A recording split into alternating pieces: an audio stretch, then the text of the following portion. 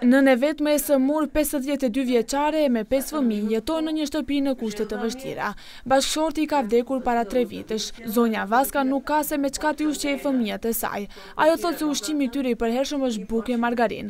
Familja nuk merr as ndihmë sociale dhe asgjë nga shteti.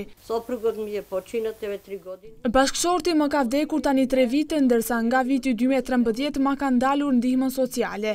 Fëmijët nuk kanë çka të hanë dhe çka të pinë. Duhet që shteti të na dalë në ndihmë, në cilën shekull jetojmë tani që asnjë i punësuar në këtë familje nuk është.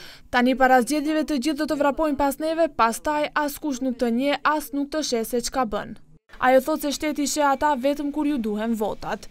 Apelirëm i do državat, i ovlastenit e Të gjithë njerëzit dhe të gjithë këto që duan zgjedhje të vinë dhe le të shohin se në çfarë gjendje jetojmë.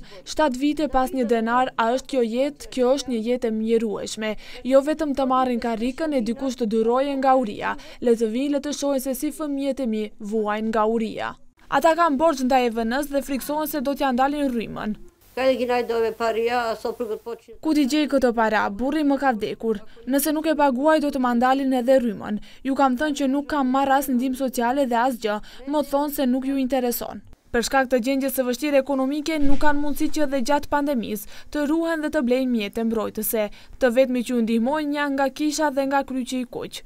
Fëmijët e saj, si gjithë fëmijët e tjerë, duan lodra, veshje dhe ushqime në dhomën e tyre. Familja Kitanovski kërkojnë nga njerëzit bamirës që t'u ndihmojnë me të holla, ushqime dhe veshmbathje.